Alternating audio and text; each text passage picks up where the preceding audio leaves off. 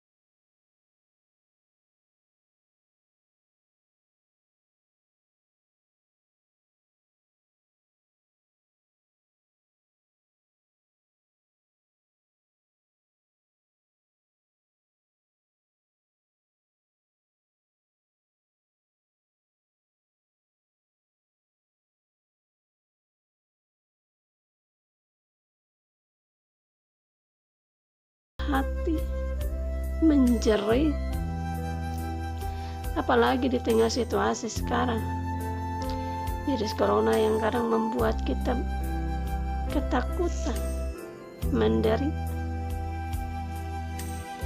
ataupun berbagai kesusahan-kesusahan lain di hidup kita oleh karena kedukaan, oleh karena pertengkaran, dan berbagai hal lain. Tapi walaupun demikian, kita sebagai anak-anak Tuhan, kita harus yakin bahwa cobaan yang kita alami itu tidak akan pernah melebihi kekuatan kita.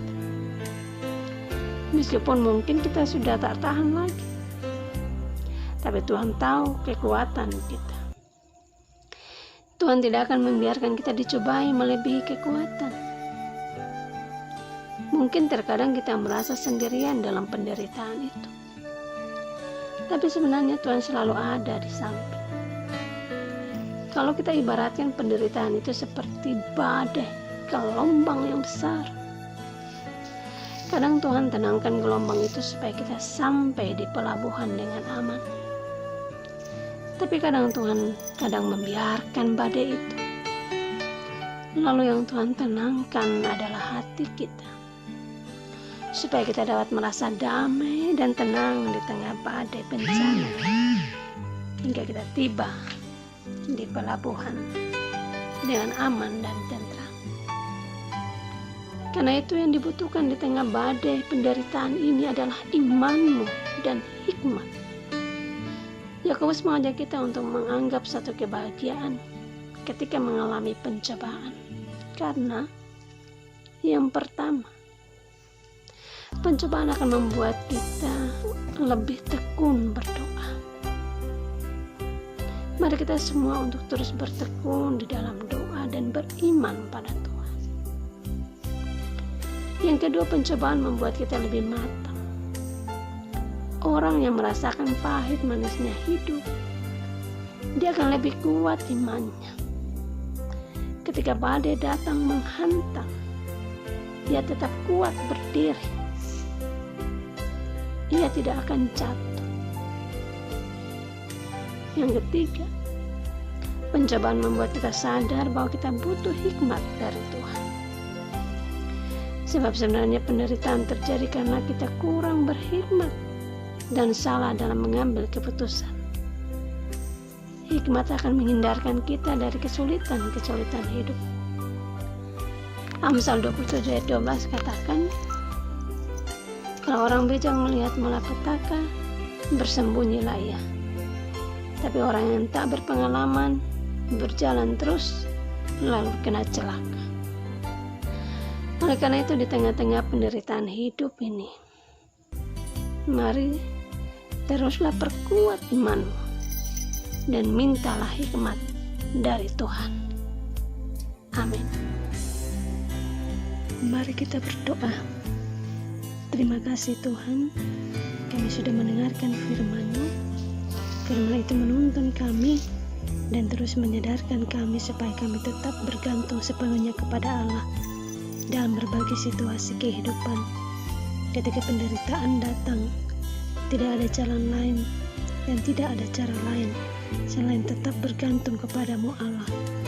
Kami juga belajar untuk tetap meminta hikmat daripada-Mu Tuhan, sehingga keputusan-keputusan yang kami ambil itu boleh menghasilkan sesuatu yang baik tentu bagi kami dan teristimewa untuk hormat kemuliaan nama-Mu Bapa. Terima kasih Tuhan, malam ini menjadi bahagian kami. Kami akan beristirahat. Tuhan lindungi kami dan jauhkan kami dari berbagai mara bahaya. Dalam nama Kristus Yesus kami berdoa. Amin. Selamat malam. Salam sejahtera untuk semua jemaat Eksodos. Selamat beristirahat. Salam.